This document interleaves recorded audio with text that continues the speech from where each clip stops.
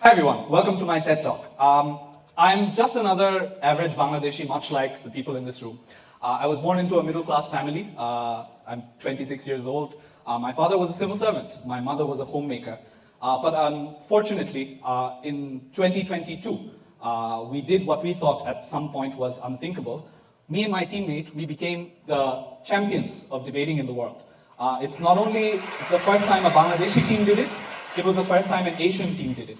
Over the course of this journey, there are some things that I've learned, of course, in hindsight, that possibly make me more prepared to deal with a lot of challenges and getting better at life, which I'm going to share today, because a lot of these things I didn't know 10 to 11 years ago when I started debating. And I believe these reflections possibly will help you become best at what you want to be. And those are the things that I may know now, which Sajid from 10 years ago would possibly be helped by if he knew back then. The first is, if you really want to be the best at something, you have to enjoy it. If you tell me today to be the best at golf, no matter how much effort I try to put into it, because I'm not passionate about golf, it's never going to happen. And the reality is, when I started debating 10 to 11 years ago, it wasn't because I wanted to be a world champion, no. The same way we start anything, when you start playing cricket because you like cricket, or you start playing football because you like football, I started debating back in school because I liked the activity. It made me feel smart. It gave me confidence. It made me feel like something I want to do every day, purely out of enjoyment, to speak with logic, to speak articulately. And there was something fulfilling about it.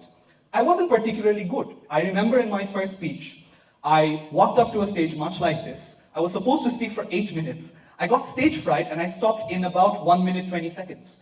And back then, I continued, not because I was good at it, but because I purely liked the activity. And when you do something that you like, naturally you get better at it. I know lots of my friends who just like playing FIFA, but over the course of time, some of them have become regional FIFA champions, League of Legends champions. Not because they wanted to start playing that game because they wanted to be the best at it, but because when you do something you enjoy, you naturally improve without even knowing it. And that's what happened to me. In 2 to 3 years, I was representing my school in local competitions. I was getting to semifinals, getting to finals. Not because I clearly remember why I improved or what happened. I just kept doing it. And for some reason, I was getting better at it because I loved the activity. But when that happens, when you start seeing sparks of being good at an activity, sometimes you want to do even better. And this is when I wanted to represent my nation in the world stage. I don't know why there was this huge fascination I had to becoming a national team representative. Possibly because my father was a civil servant who I saw represent the nation globally. Possibly because the debaters I aspired to were part of the Bangladesh national team. But being part of the Bangladesh national school team became something that was really important to me. And the funny thing is, I failed time and time again. This is the first year I tried. The 5 next to me were the national team. I was sitting with them as 6th because I couldn't make it. Second year, I came back with a lot more preparation because I thought I would get even better, and I failed again. But the one real memory that struck with me was the second time I failed to make it to the national team, I was devastated. The night of the announcement, I remember that is one of the few days in my life I remember visibly crying because I thought I wasn't good enough. But the next day, the very next day, I got up, I went to a BTV competition to represent my school. Not because this competition meant a lot, but because I loved debating. I didn't want to be away. I felt like if I was away, that would be something that I am depriving myself of. This is a photo from that debate. This is the day after I failed to make it to the national team.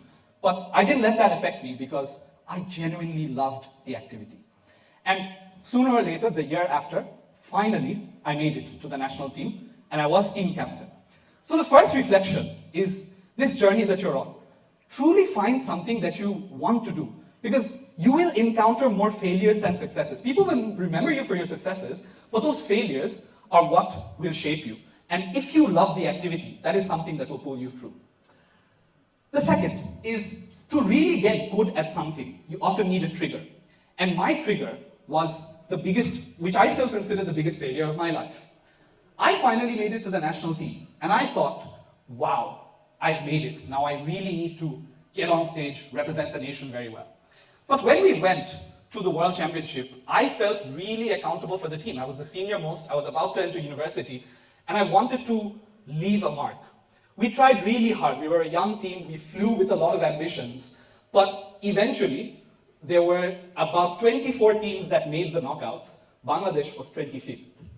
And we beat a lot of good teams. We beat the United States of America. We had a lot of good, lots of good debates. But I clearly remember the debates that we lost. And I felt really accountable for them. Because this was the first time I was on the global stage. I never went to an international event before. I was facing kids from schools that I thought were better than mine, nations that I thought were superior to Bangladesh. When you hear names like the United Kingdom or England, it gives you a sense of fear. And I felt that my mindset was why Bangladesh lost. And this was me, the night that we failed to make it to the knockouts. We were walking around Germany, and I was thinking to myself, really, what did I just do? I'm entering university. I'm never getting this opportunity again. How can I make amends?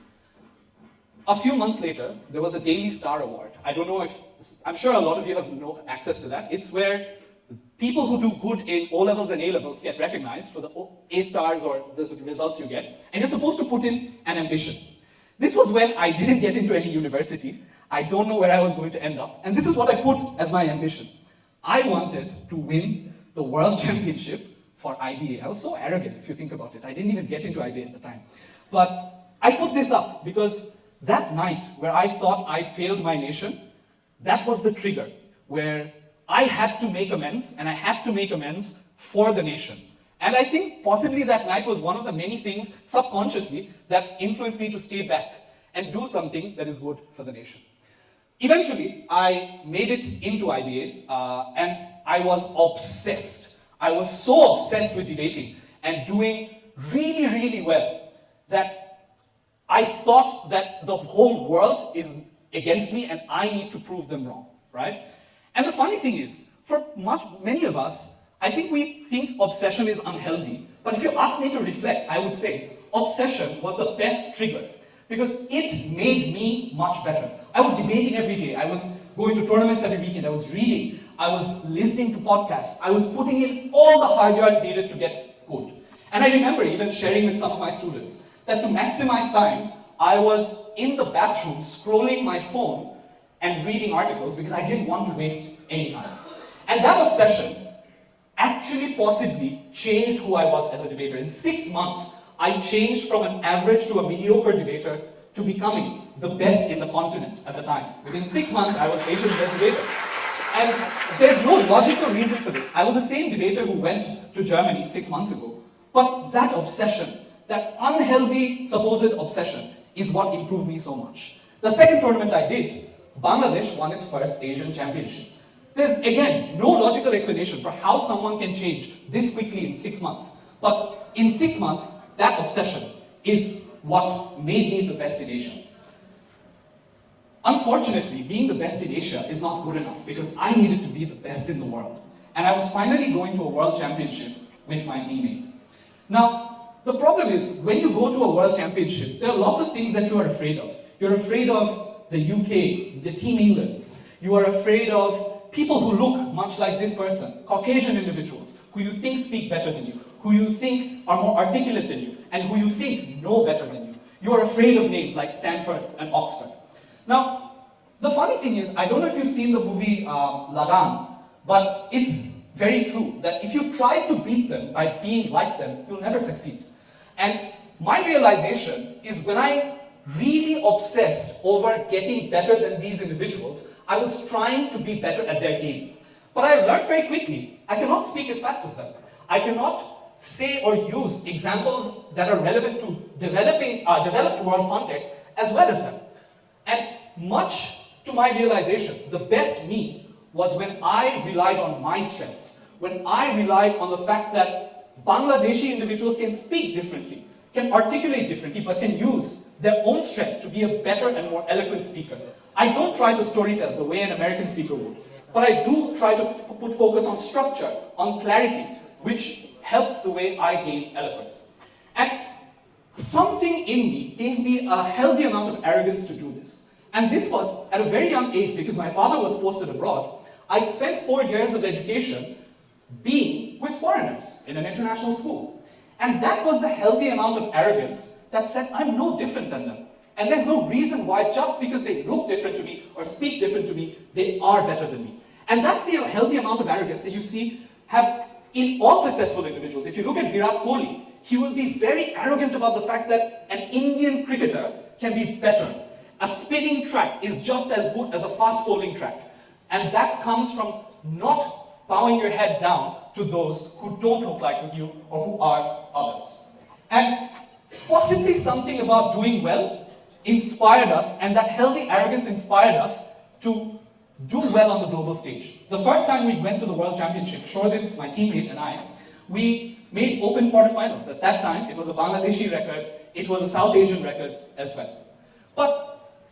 And this is another snippet of a very funny incident. This was much later in my career, where Daily Star, once we reached the final with Yale, Cambridge, and Harvard, posted this article. But the funny thing is, this shows how much we obsess over Western institutions, because we beat these individuals a million times before. And this wasn't even one of our biggest achievements. But the fact that it went on a national news made it an achievement because we were there with these institutions. Little did they know that these are institutions we beat multiple times before. So just going on to show that the obsession around the West and the others is what holds us back. And we need that healthy arrogance to overcome these fears. Now, this bit, getting from a mediocre debater to one of the best in the continent, obsession helped. But the problem is, obsession, when your final end goal is not achieved, becomes really unhealthy. There were countless tournaments that we were going to where I wanted to really, really win. I thought I was the best. I was, exuding with confidence. But on a semi-final, we lost on a close debate. In a final, we lost on a 5-4 split. And the next 3 years of my career, from year 2 to year 4, were nothing but failures to achieve what we wanted. These are just some of the events that we went to where we thought we were one of the best teams. We should win. We should win. And the sad truth is, after my first year, I never became Asian champion again. Not because I wasn't trying, not because I wasn't obsessed, but because I was so obsessed, it got the better of me. And it was affecting my mental health to the point where, at one point, I called it quits. This was before my 4th year ended. At the end of my 3rd year, my teammate, he was moving to Australia. I called it quits on debating because I thought, I'm just done. I can't deal with this anymore. This doesn't mean I didn't debate afterwards. I did a tournament here and there because I loved the activity. I didn't want to be away. But formal majors, I thought I was done. And this was a photo that we posted even right at the beginning of my 4th year, where I said, one last photo of the serial knockout losers of Asia. From being Asian champion and that confidence, this is what I stooped down to, because I thought I just couldn't be better. And it's been 3 years, nothing's there for me. And what I did was, eventually I started taking a break. I started finding other passions to follow. I started working at my organization, Unilever. I started doing business competitions, and much to my pleasure, a lot of new priorities emerged in my life. I wanted to focus on my career. I wanted to focus on other activities. And in those activities, I enjoyed moderate success. I won a few competitions. I was being settled. I was very happy with generally where my life was going. But even after entering my career, this bloody thing, right? It keeps bothering you because you feel like at some point in your life you wanted to do something, but you failed. And I entered university to do a master's, not because I wanted to debate. I entered BRAC University because I genuinely wanted to learn about economics. I was passionate about it, never had the chance to pursue it. But one thing led to another, and my teammate of the longest period came back to Bangladesh, and we both enrolled in BRAC. Now, the difference this time is, I told him, we have to be healthy about it. I have different priorities in life. I'm working. I cannot get obsessed as we did before. And we did one tournament, which we won. It was a Cambridge IB. It was our first tournament back after about 1.5 years. And that gave us a bit of confidence. We said, hey, we're old people, but we still know how to do this activity. And Shoaib's instant response was, yes, I think we still got it. Maybe we can give WBC another shot. One last World Championship run. My response was, fine, let's do it. But we will be different. We will not be obsessed about it. We will be calm. Leading up to the championship, we did 0 practice tournaments. For 3 to 4 months, I did zero debating. I thought my preparation was my piece, and I didn't want to get obsessed. When that tournament came, what happened was we became champions, not because we were prepared, but because it didn't matter to us as much as it did the previous time. When we got to a quarterfinals, we were calm. When we got to a semi-finals, we thought, let's lose and that's fine. In the finals, it didn't affect me as much. The obsession was gone. And funnily enough, this is what really matters. If you know Virat Kohli's story, from his 70th century to his 71st century, it took him about 1,000 days. And in those 1,000 days, he was obsessed with scoring runs. But the moment he took a break for about a month, he spent time with family. He came back, and one of the first few innings, he hit a century. And that's what helped us. We took a seat back, and we came out on top. Now, what are the lasting messages I want this story to give you? The first is, honestly, in retrospect, being world champion is not that significant. It's just a thing that gave us a lot of hype for a solid week. There was so much social media hype. Bangladesh wins the world championship. 2 years later, it's nothing. It's changed my life in no way whatsoever, right? I'm still the same person. I still work at Unilever. I still get paid the same amount. Still have the same family members. Has zero impact on your life. And your obsession about the outcome often derails the things that truly matter. And what truly matters is the journey. If I look back at my debating career, the journey of getting better, the journey of helping myself, the journey of traveling, going to new countries, the friends I made who are friends for life, those are the individuals who count. And last but not the least, in this journey, it really does take a village to raise a child. Not everyone is going to be world champion. That's by design. If you are a world champion, the definition of that is you are better than the others, and the others will always supersede the one on top. But what you need to take solace from is the fact that you can play a role in other people's journeys. My success is backed by generations of Bangladeshi debaters who've helped me achieve what I have. And it is your responsibility as a Bangladeshi to help the next generation. Thank you so much for listening to my story. I hope that gives you perspective on how to become the best in the world. Thank you.